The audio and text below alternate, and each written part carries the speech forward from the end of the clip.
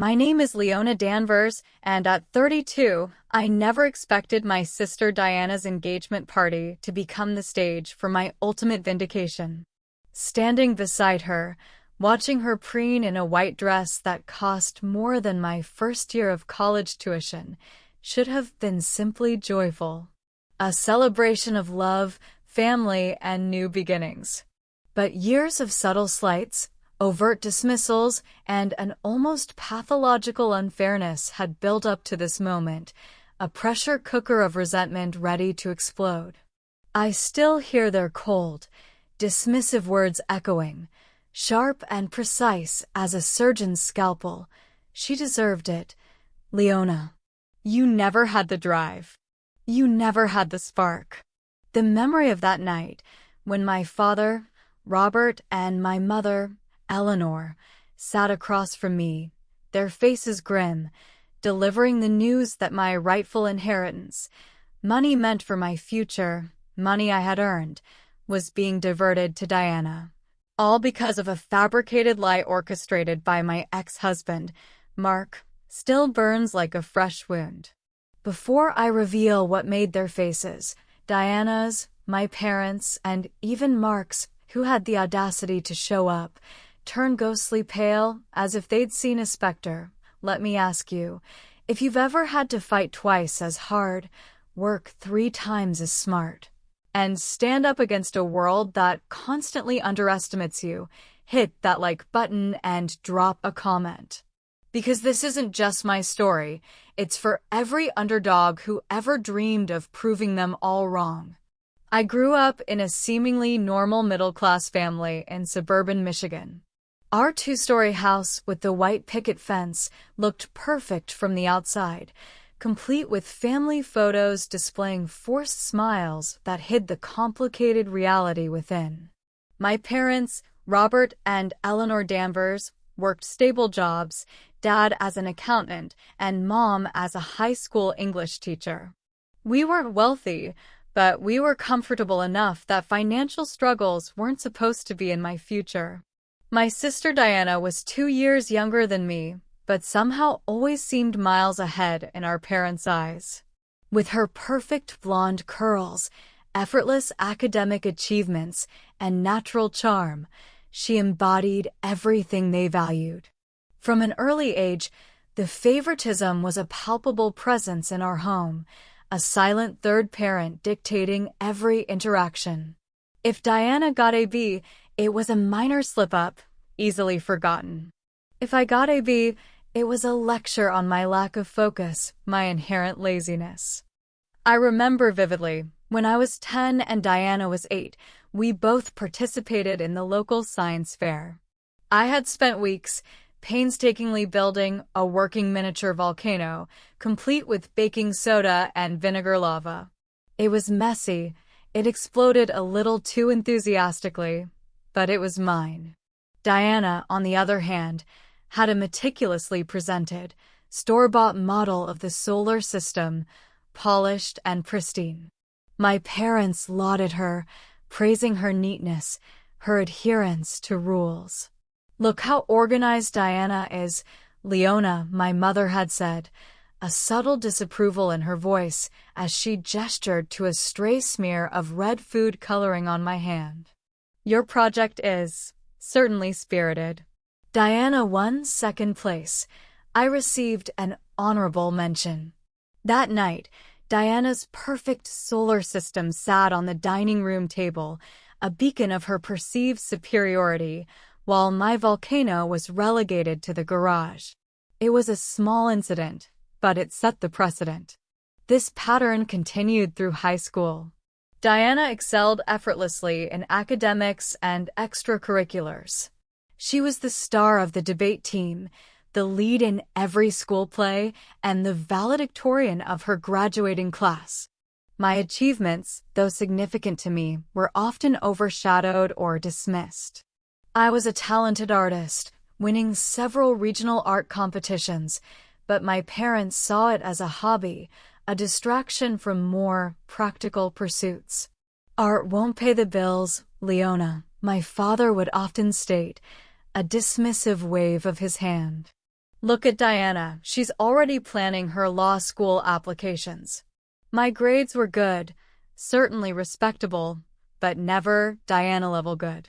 If I came home with an A dash, my mother would ask, what happened to the A?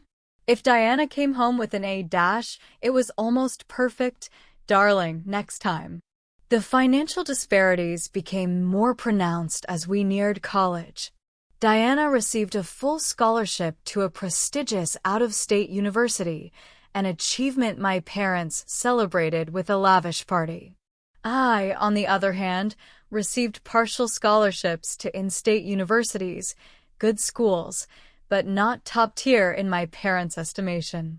Despite my academic effort and artistic talent, I was always reminded that I was not living up to Diana's standard. We'll have to take out loans for you, Leona, my father sighed on more than one occasion, as if my very existence was a financial burden. Diana, of course, is a different story. The constant comparison gnawed at me. I began to internalize their judgments, questioning my own worth. Was I truly less intelligent, less capable, less deserving? It was an insidious poison, slowly eroding my self-esteem. I tried harder, pushed myself further, but it felt like I was running a race against a phantom, a perfect version of myself that existed only in their minds, modeled entirely after Diana. My only solace during those years was my grandmother, my mother's mother, Nana Rose. She was a vibrant, fiercely independent woman with a sparkle in her eyes that mirrored my own artistic spirit. Nana Rose lived in a small cottage just a few towns over, filled with vibrant paintings, handmade pottery, and the scent of lavender and old books. She saw me, truly saw me, beyond the shadow of my sister. Leona, my dear, she'd say, pulling me into a warm embrace, you have a fire in your belly. Don't let anyone extinguish it. Your path may be different, but it will be just as bright, if not brighter. Nana Rose was a successful entrepreneur in her own right, having built a small but thriving antique restoration business from the ground up.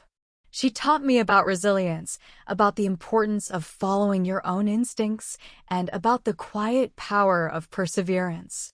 She was my constant cheerleader, my confidant, and the only person in my family who genuinely celebrated my artistic endeavors.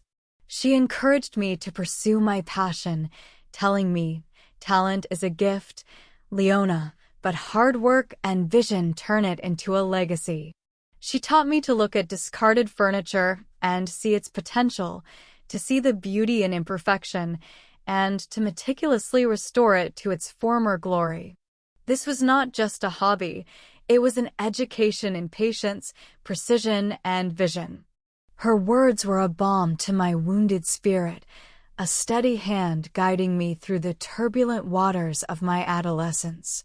While my parents lauded Diana's pragmatic choices, Nana Rose championed my creative soul. Remember, Leona, she'd often say, her eyes twinkling, the world needs dreamers, but it also needs people who can build those dreams.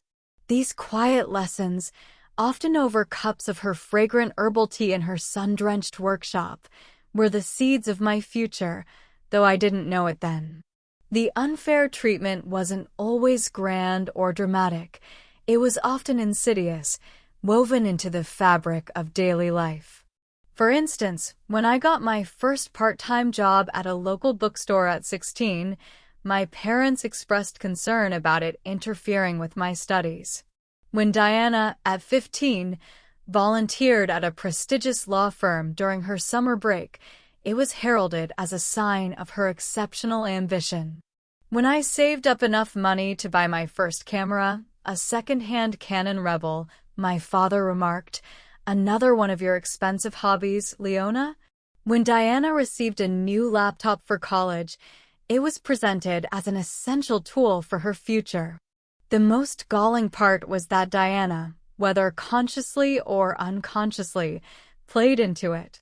She never challenged our parents' favoritism, never defended me, and often seemed to revel in the attention she received.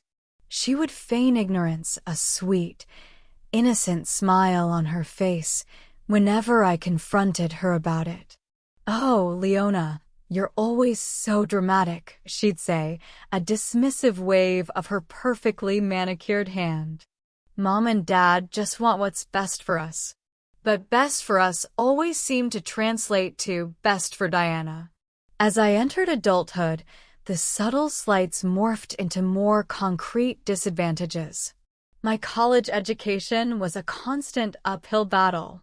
While Diana's tuition was fully covered by her scholarship and her living expenses generously supplemented by our parents, I worked 2 jobs to pay for my art supplies, my rent, and my tuition, taking out student loans for the rest. I graduated with honors, a degree in fine arts and a minor in business management, a compromise I made to appease my parents, who insisted on something practical. Diana, meanwhile, sailed through law school, emerging with a prestigious job offer at a top firm. My parents were ecstatic, throwing her a lavish graduation party that made my own quiet celebration seem almost non-existent. "Our little lawyer," my father beamed, patting Diana's back. "A credit to the family." Even my choice of career was met with skepticism. I wanted to start my own business, an online art gallery specializing in unique, handcrafted pieces from emerging artists. It was a daunting prospect, but I felt a strong pull towards it. When I shared my idea with my parents, their reaction was predictably unenthusiastic. "An online art gallery?" my mother repeated, her voice dripping with skepticism. "Leona, do you have any idea how many of those fail? Why can't you just get a stable job like Diana?" My father chimed in, "It sounds like a pipe dream, Leona. You need something secure. A regular paycheck. Art is fine as a hobby, but a business? It's too risky." Their words were a familiar refrain, a constant reminder of their lack of faith in my abilities. Despite their discouragement, I pressed forward. I started small, working from my tiny apartment, building a website, networking with artists, and attending local craft fairs. I invested my meager savings, every penny I earned from my part-time jobs, into my dream. There were countless sleepless nights, moments of doubt, and times when I felt overwhelmed by the sheer enormity of what I was trying to achieve. But Nana Rose's words echoed in my mind. "Your path may be different, but it will be just as bright." And I held on to that hope, that unwavering belief she had in me. Then came Mark. I met him at an art exhibition, a charming, charismatic man who seemed genuinely interested in my passion and my business. He was a marketing consultant, and he offered to help me with my branding and promotion. I was swept off my feet. He was everything my parents weren't: supportive, encouraging, and seemingly captivated by my vision.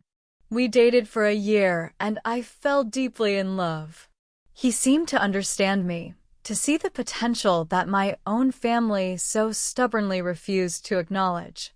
He spoke of our future, of building a life together, of how my art business would flourish.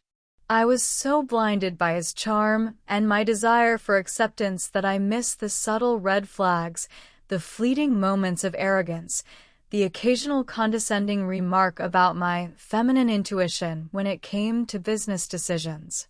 When he proposed, I said yes, ecstatic that I had found someone who truly believed in me.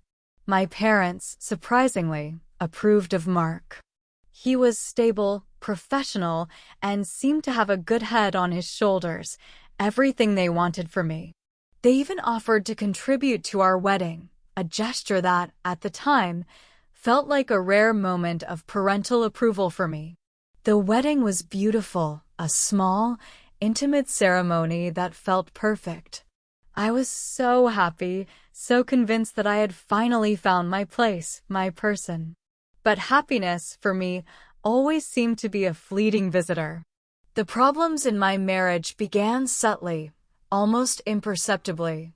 Mark, once so supportive, slowly started to undermine my confidence. He would criticize my business decisions, my artistic choices, and even my judgment. "Leona, darling," he'd say, a condescending smile playing on his lips, "you're too emotional for business. Let me handle the finances. You focus on the pretty pictures." He started taking over more and more of the financial aspects of my fledgling business, insisting he was helping me. I, naive and trusting, let him. He had convinced me that my artistic nature made me ill-equipped for the practicalities of business, a narrative that conveniently aligned with my parents' long-standing doubts about my capabilities. My business was slowly gaining traction.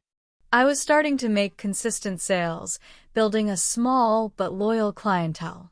I had even secured a small angel investor, an older woman named Mrs. Albright, who had seen my work at a local market and believed in my vision. She was a quiet, astute businesswoman who had built her own small empire in textiles. Mrs. Albright became another important support system for me, offering not just financial backing but invaluable mentorship. "Don't let anyone tell you what your dreams are worth, Leona," she'd advise, her voice soft but firm. "Especially not those who can't see beyond their own limited horizons." Her belief in me was a lifeline during those increasingly difficult days with Mark. Then came the investment opportunity. Mark approached me with an elaborate scheme, a guaranteed return on investment, something he claimed would take my business to the next level. He convinced me to invest a significant portion of my savings, as well as the funds from Mrs. Albright's investment, into this venture. He painted a picture of exponential growth, of financial freedom, of a future where my art business would be a thriving empire. I was hesitant, but he was so persuasive, so confident, that I eventually caved. I trusted him. I trusted my husband. Looking back, the signs were all there. The evasiveness when I asked for details, the hurried phone calls he took in secret, the sudden expensive gifts he started buying for himself. But I was so desperate for his approval, so desperate for my business to succeed and prove everyone wrong, that I willingly walked into the trap he was setting. The investment evaporated. Not gradually, but suddenly, like smoke in the wind. All of our savings, Mrs. Albright's investment, everything I had painstakingly built, was gone. Mark had vanished too, leaving behind a trail of debt and unanswered questions. It turned out he had been running a sophisticated scam, using my business as a front, siphoning off funds for his own illicit activities. He had disappeared with everything, leaving me with nothing but a mountain of debt and a shattered heart. The betrayal was crushing. I was not only financially ruined, but emotionally devastated. I had been foolish, naive, and the weight of my parents' past criticisms pressed down on me like a physical burden. I felt like a complete failure. It was during this period of profound despair that the true cruelty of my family's favoritism manifested itself in the most painful way. My parents, instead of offering comfort or support, chose this moment to deliver the final blow. The phone call from my father came on a Tuesday, a day etched into my memory with the sharpness of broken glass. I was barely functioning, holed up in my apartment, staring at the empty spaces where my dreams used to reside. Mark had been gone for 2 weeks, and the full extent of his deceit was slowly unraveling. The bank calls, the threatening letters from creditors, the chilling realization that my business, my entire future, was in ruins. "Leona," my father's voice was devoid of warmth, a cold, formal tone he reserved for business associates or inconvenient truths. "Your mother and I need to speak with you. Immediately." I dragged myself to their house, my stomach churning with a familiar dread. The air in their living room was thick with unspoken judgment. My mother, Eleanor, sat rigidly on the sofa, her lips a thin line. My father stood by the fireplace, his hands clasped behind his back, a posture he adopted when delivering pronouncements. "We've been made aware of the unfortunate situation with Mark," my father began, his gaze unwavering, betraying no sympathy. "And your business." My throat tightened. "It wasn't my fault, Dad. He tricked me. He was a con artist." My mother scoffed, a short, sharp sound that sliced through the tense silence. "A con artist, Leona? Or simply someone who saw an opportunity in your naivete?" I flinched. "Mom, we've been thinking," my father continued, ignoring my plea, "about your inheritance." My inheritance. My grandmother Nana Rose, bless her heart, had passed away peacefully a few months prior. She had left me a substantial sum of money, specifically earmarked for my artistic endeavors and entrepreneurial spirit. It wasn't a small amount.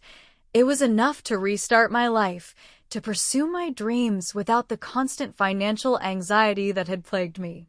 It was Nana Rose's final, profound act of faith in me, a silent rebuke to my parents' skepticism. The money was held in a trust, set to be released to me on my 32nd birthday, which was just a few weeks away. "What about it?"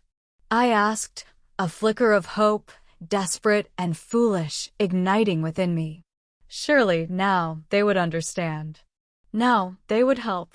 "Given your current predicament," my father said, choosing his words with meticulous cruelty, "your mother and I have decided it would be irresponsible to release the funds to you directly." My blood ran cold. "What are you talking about?" "The trustees have agreed," my mother interjected, her voice chillingly calm. "Given your recent financial misfortunes and your demonstrated inability to manage substantial sums, we believe it's in everyone's best interest if the inheritance is diverted." "Diverted to whom?" I whispered, my voice barely audible. The answer I already knew. My father looked at my mother, a silent, complicit agreement passing between them. "To Diana," he stated, his voice flat, definitive. "She's responsible. She's stable. She'll know how to invest it wisely, to secure her future. And frankly, Leona, with her legal background, she's better equipped to deal with any lingering issues from Mark's fraud." The words hit me like a physical blow. The air was sucked from my lungs. I felt a dizzying wave of nausea wash over me. To Diana? But it was my inheritance. Nana Rose left it to me. Nana Rose was sentimental, my mother said, dismissively waving her hand. She didn't understand the realities of the world. Diana is practical. She'll use it for something substantial, like a down payment on a house, or to further her career. Not on some frivolous art venture that clearly isn't working out. It was working out. I cried, my voice cracking, until Mark stole everything. How can you do this to me? How can you just take what's mine and give it to Diana? My father's expression hardened. Leona, be reasonable. You're a mess. You're deep in debt. This is for your own good. It's about protecting the family's assets. Protecting the family's assets? I scoffed, a bitter laugh escaping my lips. Or protecting Diana's future at the expense of mine. This is what you've always done, isn't it? Everything for Diana, nothing for me. That's unfair, my mother snapped, though her face remained impassive. We've always provided for you. Provided for me? I stood up, my hands clenched into fists, trembling with rage and disbelief. You've always undermined me, dismissed me, compared me to her. You never believed in me, not once. And now you're stealing my last chance, my last shred of hope, to give it to the golden child. "Don't be dramatic, Leona," my father said, his voice rising slightly. "This is a responsible decision. Diana deserves it. She's worked hard. She's made good choices. You, on the other hand, have made one bad decision after another. This is the consequence of your actions." Then came the devastating quote, the words that would echo in my mind for years, fueling my every waking moment, becoming both a torment and a perverse kind of motivation. My mother looked at me, her eyes cold and devoid of any maternal warmth, and stated, unequivocally, she deserved it. "Leona, you never had the drive. You never had the spark." The memory of that night, when my father, Robert, and my mother, Eleanor, sat across from me, their faces grim, delivering the news that my rightful inheritance, money meant for my future, money I had earned, was being diverted to Diana. All because of a fabricated lie orchestrated by my ex-husband, Mark, still burns like a fresh wound. It wasn't just the loss of the money. It was the utter betrayal, the complete invalidation of my worth, my dreams, my very being. They didn't just take my inheritance. They took my hope, my belief that, despite everything, my family would stand by me. They confirmed every fear I had ever harbored about their true feelings for me. I stared at them, tears streaming down my face, but they weren't tears of sadness anymore. They were tears of pure, unadulterated fury. "You will regret this," I whispered, my voice raw with emotion. "You will all regret this." I turned and walked out of that house, leaving behind not just my family, but a lifetime of unacknowledged pain and simmering resentment. That night, something within me irrevocably shifted. The quiet, undervalued Leona died, and in her place a new, determined, and fiercely independent woman was born. This wasn't just about money anymore. It was about proving them wrong. It was about reclaiming my narrative. It was about vengeance, a cold, calculated kind of justice that would be served one way or another. The immediate aftermath of that night was a blur of despair and cold, calculating anger. I went home to my empty apartment, the silence amplifying the echo of my parents' cruel words. My business was in shambles, my savings gone, my inheritance stolen, and my marriage a devastating lie. I felt a crushing weight of failure, a humiliation so profound it threatened to swallow me whole. For days, I barely ate, barely slept, lost in a swirling vortex of anger, grief, and self-recrimination. But then a small voice, a whisper from Nana Rose, broke through the darkness. "You have a fire in your belly, Leona. Don't let anyone extinguish it." That fire, dampened by years of dismissal, suddenly roared to life. This wasn't just about survival anymore. It was about triumph. It was about showing them, all of them, the full extent of their monumental misjudgment. My first call was to Mrs. Albright. I braced myself for her disappointment, for her own condemnation. Instead, her voice was calm, empathetic. "Leona, my dear," she said, her voice soft but firm, "this is a setback, not an end. Mark was a predator, and you were his prey. It doesn't diminish your talent or your vision." She listened patiently as I recounted the devastating news about my inheritance. "Your parents' decision is short-sighted and cruel," she stated unequivocally. "But it does not define your worth. Now, what are you going to do?" Her unwavering belief was a balm to my raw wounds. She didn't offer pity. She offered a challenge. "I'm going to rebuild," I told her, my voice shaking but resolute. "I'm going to build something so successful, so undeniable, that they will have no choice but to acknowledge it." Mrs. Albright chuckled softly. "That's the spirit, Leona. And I'm still in." Consider my initial investment a loan, not a loss. And let's find a way to make it grow. Her support was my first small victory. It was a lifeline in a sea of despair. I started by meticulously sifting through the wreckage of my business. The website was largely intact.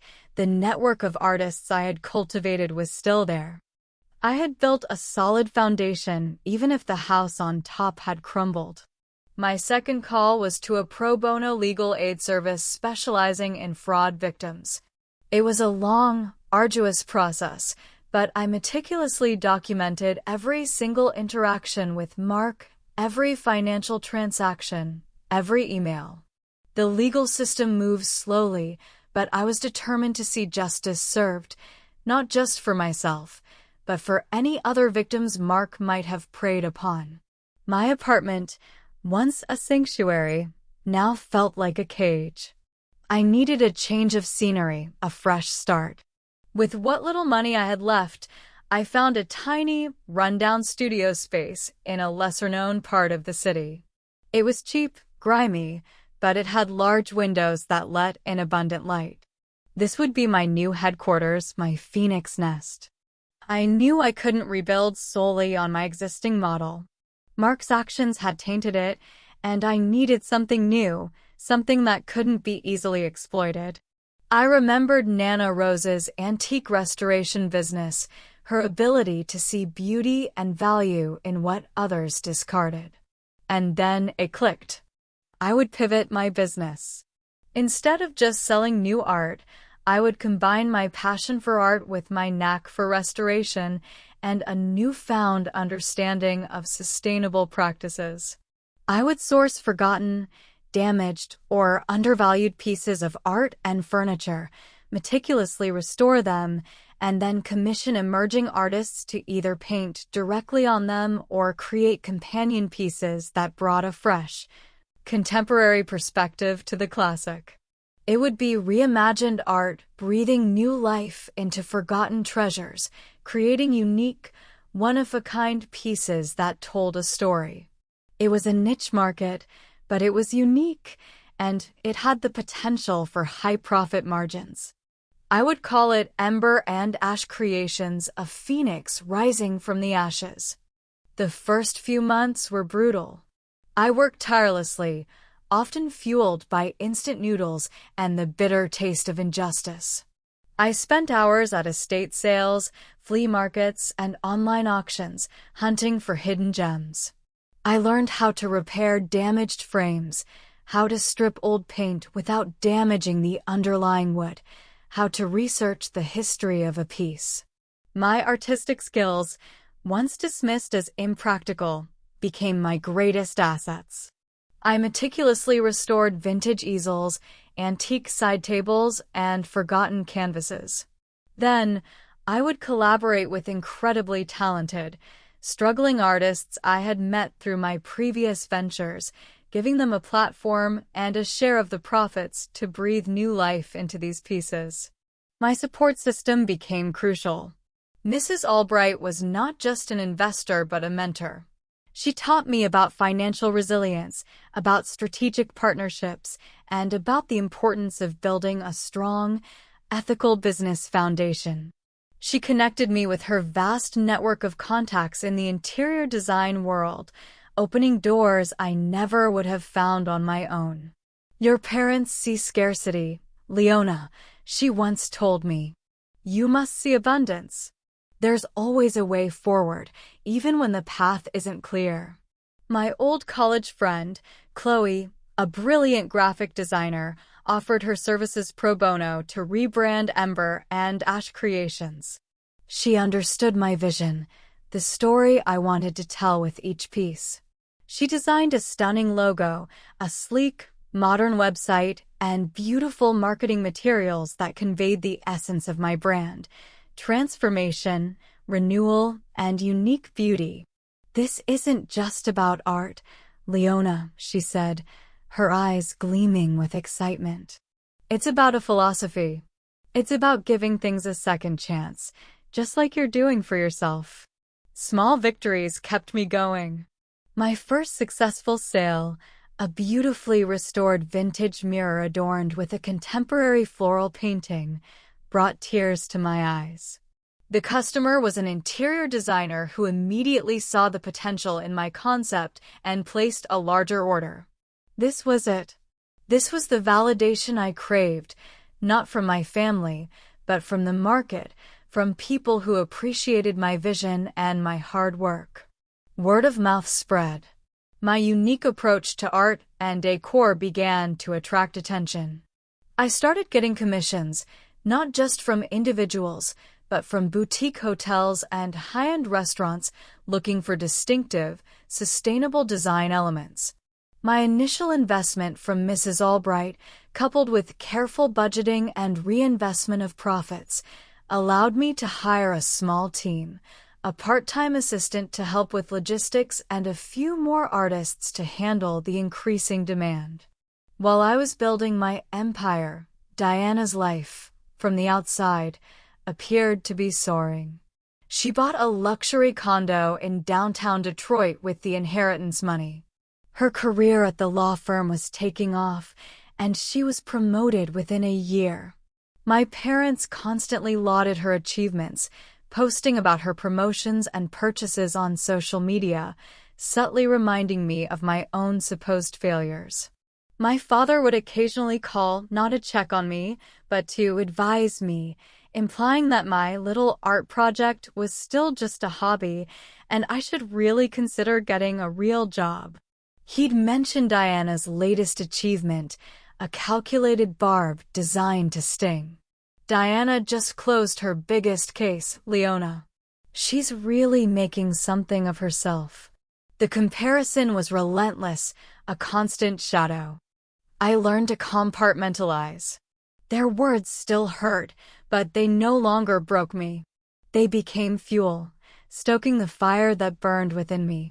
Every late night, every challenging negotiation, every meticulously restored brushstroke was a silent middle finger to their disbelief. I focused on scaling my business ethically and sustainably. I sourced materials responsibly, partnered with local artisans, and ensured fair wages for my team. My reputation for quality, creativity, and integrity grew. I was invited to participate in prestigious art shows, my work featured in design magazines, and I even secured a partnership with a major online luxury homeware retailer, expanding my reach exponentially. One of the most satisfying moments was when a prominent art critic, known for her sharp wit and even sharper pen, wrote a glowing review of Ember and Ash creations. She called my concept revolutionary, praising its blend of historical reverence and contemporary innovation. She highlighted the unique stories behind each piece and applauded my commitment to sustainability. Leona Danvers, she wrote, is not just an artist. She is a visionary, transforming the discarded into the divine. It was an external validation that resonated far deeper than any familial approval ever could. As my success grew, I made sure to pay it forward. I established a mentorship program for aspiring artists and entrepreneurs, offering them the guidance and support I wished I had received from my own family. I set up a scholarship fund in Nana Rosa's name, dedicated to supporting young artists who might otherwise be overlooked. It was my way of honoring her legacy and ensuring that other young dreamers didn't face the same barriers I had. My personal life also began to flourish. I healed from the trauma of Mark's betrayal, cautiously opening myself up to new connections. I met Ben, a quiet, kind architect who appreciated my ambition and celebrated my success without ego. He saw me for who I was, a determined, creative woman who had built her dreams from the ground up. He wasn't threatened by my drive. He admired it. Our relationship was built on mutual respect, understanding, and an easy companionship that felt like coming home. As my 32nd birthday approached, the one that should have been the day my inheritance was released, I reflected on how far I had come. I didn't have the inheritance, but I had something far more valuable: self-made success, unwavering confidence, and a thriving business built on my own terms. I had turned their cruel rejection into my greatest motivator. I was no longer the undervalued, overlooked Leona. I was the CEO of Ember and Ash Creations, a company that was not just profitable, but meaningful. And the stage was set for the ultimate vindication. The invitation to Diana's engagement party arrived like a beautifully printed taunt. It was a lavish affair, held at an exclusive country club, the kind of place my parents always aspired to belong to. Diana was marrying a prominent lawyer, a man from an old, wealthy family, someone my parents undoubtedly considered a perfect match. I debated not going. The thought of facing my family, of being subjected to their subtle digs and condescending smiles, was almost unbearable. But then, a quiet determination settled over me. This wasn't about them anymore. It was about me. And it was time to show them precisely what they had tried to extinguish. Mrs. Albright had given me a parting piece of advice a few days before the party. "Leona," she'd said, her eyes twinkling, "success is the sweetest revenge. But true triumph lies in your ability to rise above, not just materially, but spiritually. Go there not for their reaction, but for your own sense of accomplishment. Let your presence speak louder than any words." I chose my outfit carefully. Not something ostentatious or overtly flashy, but elegant, understated, and impeccably tailored. A deep emerald green silk dress that subtly highlighted my strength and sophistication. My hair was styled in soft waves, and I wore a single, exquisite necklace, a gift from Ben, a delicate piece of modern art that subtly spoke of my passion. I was calm, centered, and ready. The lioness was about to enter the den. The country club ballroom glittered with crystal chandeliers and the hushed murmur of polite conversation. White roses adorned every surface, a symbol of Diana's meticulously curated perfection. My parents, Robert and Eleanor, greeted guests at the entrance, beaming with pride, basking in the reflected glory of their perfect daughter's engagement. Diana, in a flowing, expensive white gown, her blonde curls shimmering under the lights, was the picture of radiant triumph. Her fiancé, a handsome, impeccably dressed man named Arthur Hayes, stood beside her, his arm possessively around her waist. I arrived precisely on time, alone, a subtle statement in itself. My parents' smiles faltered slightly when they saw me. My mother's eyes flickered over my dress, a flicker of surprise, perhaps even grudging admiration, before settling into her usual cool assessment. "Leona," my father said, his voice stiff.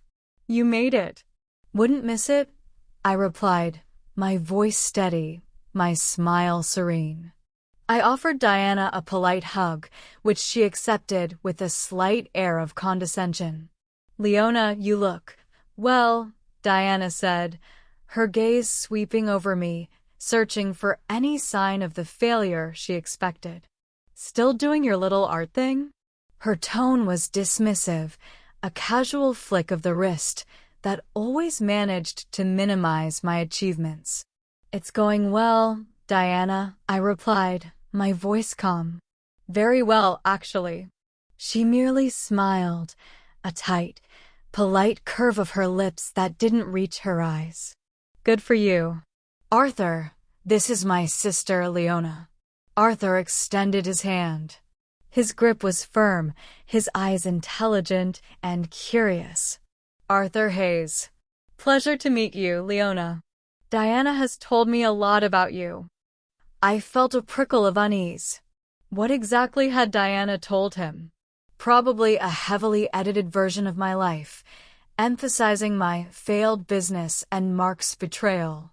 Likewise, Arthur, I said, maintaining my composure. The evening progressed in a haze of forced smiles and superficial pleasantries. My parents subtly tried to steer conversations away from my career, constantly bringing up Diana's legal triumphs and Arthur's impressive family connections. Diana herself made several thinly veiled remarks about stable careers and wise financial choices, clearly aimed at me. Arthur and I are investing in a new property soon, Diana announced at one point, loud enough for me to hear, a beautiful brownstone in a prime area. It's so important to make smart investments, isn't it, Arthur? She cast a pointed glance my way, her lips curved in a saccharine smile. Arthur, to his credit, seemed a little uncomfortable with Diana's transparent jabs. He was polite, almost reserved, and I noticed him observing me more closely than the others. I could sense a subtle tension in him, a slight furrow in his brow when Diana would belittle me. Then came the moment of the speeches. My father spoke first, a rambling tribute to Diana's brilliance and their hopes for her future. My mother followed with effusive praise for Diana's beauty and accomplishments. Diana herself gave a charming, self-deprecating speech, punctuated with subtle boasts about her career. Finally, it was Arthur's turn. He raised his glass, his eyes sweeping over the assembled guests. Thank you all for coming tonight to celebrate Diana and me. This is a truly special occasion. And Diana, my love, you know how much I adore you, your drive, your passion, your intelligence. Diana preened, basking in his words. My parents nodded approvingly. I remained outwardly composed, bracing myself for whatever veiled insult might come next. But tonight, Arthur continued, his voice taking on a different timbre, a note of sincere admiration. I also want to acknowledge someone else. Someone whose remarkable journey has truly inspired me. My breath hitched. Everyone in the room looked around, wondering who he was referring to. My parents exchanged confused glances. Diana's smile faltered, a flicker of irritation crossing her face. Arthur turned, his gaze falling directly on me. A stunned silence descended upon the ballroom. I'm talking about Leona Danvers. All eyes, including my family's, snapped to me. My mother's jaw dropped. My father's face went pale. Diana looked utterly bewildered, then enraged. Many of you may not know the incredible story of Leona, Arthur continued, his voice ringing with conviction. But I've had the immense privilege of learning about it recently. You see, a few months ago, my family's foundation, the Hayes Philanthropic Trust, was looking for a partner for a major new initiative. We're launching a national program to support sustainable art and design, empowering emerging artists, and promoting ethical business practices. He paused, letting his words sink in. My parents were staring at me, their faces a mixture of disbelief and dawning horror. Diana's face was rapidly losing its color, turning a ghastly shade of white. We conducted an extensive search, looking for a company that embodied these values, Arthur went on, his gaze still fixed on me, a respectful admiration in his eyes. A company with true vision, integrity, and the ability to turn discarded treasures into works of art. And after months of research, countless interviews, and reviewing countless proposals, there was only one clear choice. He smiled, a genuine, warm smile. We are absolutely thrilled to announce that the Hayes Philanthropic Trust will be investing a multi-million-dollar endowment into Ember and Ash Creations. And we are equally honored that Leona Danvers, the brilliant mind behind it all, has agreed to lead this national initiative as its new executive director. The silence in the room was deafening. Then, a few hesitant claps began, quickly swelling into a thunderous applause. People I barely knew, prominent figures in society, were turning to me, their faces alight with curiosity and respect. Diana's face was a mask of utter devastation. Her perfectly made-up features contorted into a grimace. My mother looked as if she might faint. My father's eyes were wide, his usual confident demeanor completely shattered. They stood there, frozen, their carefully constructed world crumbling around them. Arthur, oblivious to their internal turmoil, walked directly towards me. He extended his hand, not a polite handshake, but a gesture of profound respect. "Leona," he said, his voice clear and strong, "it's an honor to finally meet you properly." "And yes," he added, looking pointedly at Diana, then back at me, a subtle, almost imperceptible smirk playing on his lips, "my fiancé's sister, Leona Danvers, is indeed the CEO of Ember and Ash Creations, a company that has not only succeeded, but is now set to revolutionize the art and design world." He didn't just call me CEO, he called me a visionary, the leader of a groundbreaking initiative. He didn't just acknowledge my company, he celebrated its impact. It was the ultimate public vindication, delivered by the most unexpected source, Diana's fiancé. The image of their faces, drained of all color, their mouths agape, their eyes reflecting the shattering of their carefully constructed narrative of my failure, is etched permanently in my memory. That night, their cold words, "She deserved it, Leona. You never had the drive. You never had the spark," were not just silenced, but utterly obliterated. The spark, it turned out, was not just there, it had ignited a roaring blaze. My family descended on me like vultures. My mother, her voice trembling, managed to stammer, "Leona, what is this? Why didn't you tell us?" "Tell you what, Mom?" I asked, my voice calm, the serenity I had practiced for years finally paying off. "That I was building a successful business? That I was working harder than you ever gave me credit for? That I was proving every single one of your doubts wrong?" My father, regaining some semblance of his composure, tried to project an air of fatherly pride. "Well, Leona, this is wonderful news. We always knew you had it in you." His voice was strained, the words tasting like ash in his mouth. I smiled, a genuine, unforced smile. "Did you, Dad?" Because I seemed to recall a very different conversation about my frivolous art venture and my inability to manage substantial sums when Nana Rose's inheritance was conveniently redirected.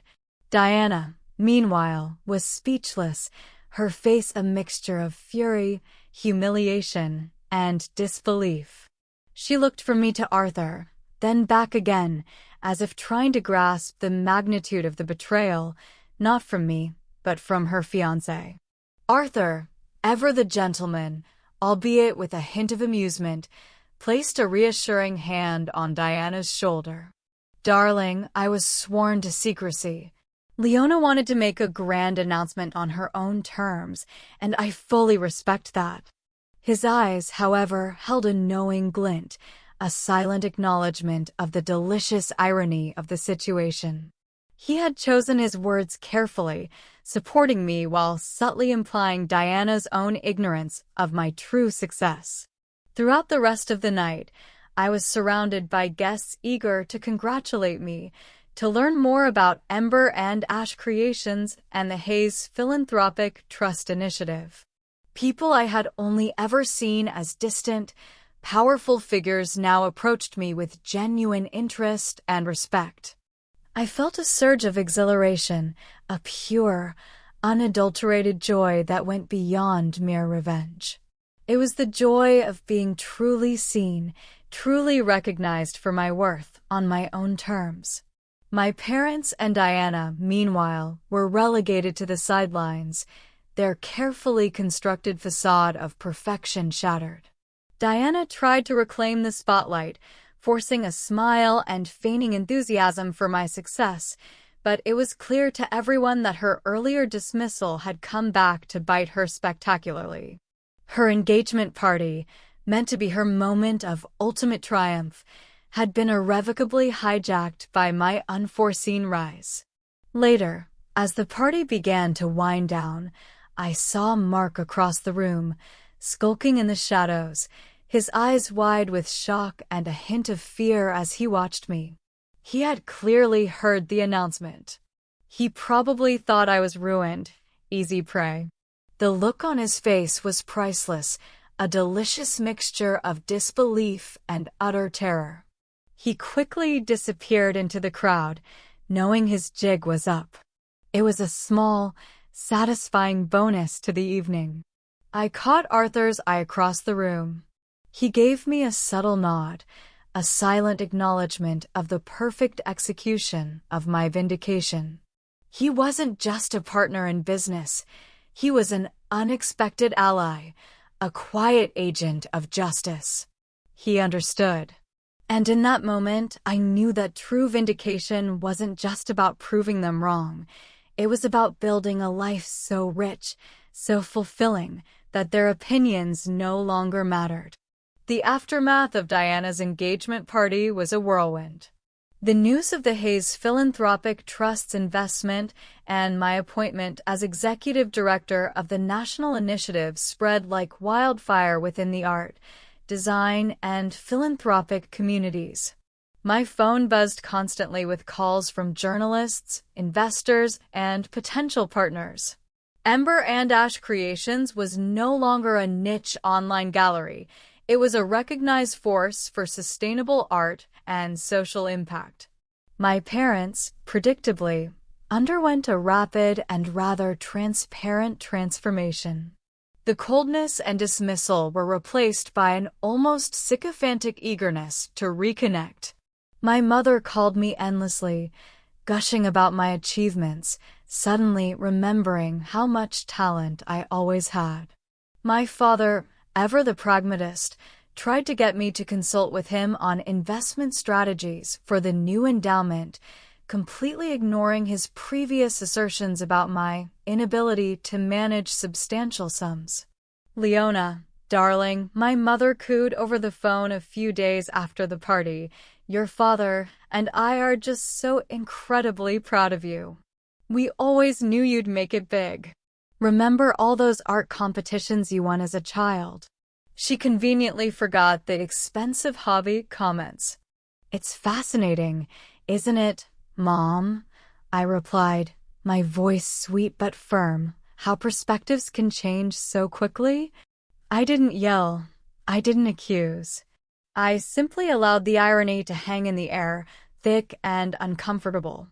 Diana's reaction was a complex mix of resentment and grudging admiration, though she tried desperately to hide the latter. She became overly solicitous, asking about the Hayes family connections and hinting at opportunities for her own law firm to represent my new ventures. The dynamic between us had fundamentally shifted. She was no longer the dominant force, the golden child. I was. Arthur, it turned out, was a genuinely good man. He explained that he had always been wary of Diana's somewhat superficial nature, and my story, which he had pieced together from various sources, including some hushed whispers about Mark's scam, had deeply resonated with him. He saw my resilience, my integrity, and my true talent. His family's philanthropic endeavors were deeply personal to him, and he genuinely believed in the mission of Ember and Ash Creations. Our professional relationship flourished, built on mutual respect and shared values. As for his relationship with Diana, it became strained. My public vindication highlighted the stark contrast between my self-made success and her often entitled worldview. I heard through the grapevine that their engagement was put on hold a few months later, and eventually it quietly dissolved. I felt no triumph in their breakup, only a quiet sense of justice. Arthur deserved someone who valued integrity over superficiality, and Diana, perhaps needed to learn the hard way that true worth isn't inherited or manufactured, but earned. With the multi-million-dollar endowment, Ember and Ash Creations expanded rapidly. We established regional hubs across the country, partnering with art schools, community centers, and local businesses. My mentorship program, initially a small initiative, grew into a robust national platform, providing grants, workshops, and exhibition opportunities to hundreds of deserving artists from underserved communities. I ensured that a significant portion of our profits went back into these programs, honoring Nana Rose's spirit of giving back and believing in the underdog. The scholarship fund in Nana Rose's name flourished. Every year, I personally selected recipients, young artists who reminded me of my younger self, full of talent and dreams, but lacking the financial resources or family support to pursue them. Seeing their faces light up with hope and gratitude was infinitely more rewarding than any material possession.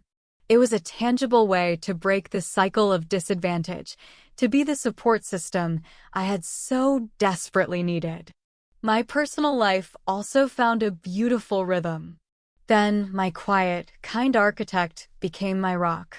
He celebrated my triumphs and comforted me during the inevitable challenges of running a large, impactful organization. He understood the drive that fueled me, the need to prove myself, but he also gently reminded me that I no longer needed to carry that burden. My worth was inherent, not dependent on external validation. We traveled, we explored art, and we built a life together that felt authentic and truly ours. We eventually bought a beautiful, historic home that I lovingly restored, blending antique charm with modern design, a living testament to the philosophy of Ember and Ash Creations. I never directly confronted my parents or Diana again about the inheritance. Their desperate attempts to re-enter my inner circle were met with polite distance. I continued to invite them to company events, to my gallery openings, allowing them to witness my ongoing success firsthand. Their faces, a permanent reminder of their past dismissal, now held a forced smile, a thin veil over their regret and discomfort.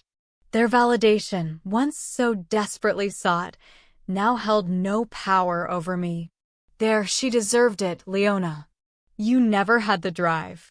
You never had the spark, had transformed from a wound into a trophy, a reminder of how far I had come. My triumph wasn't just about money or recognition.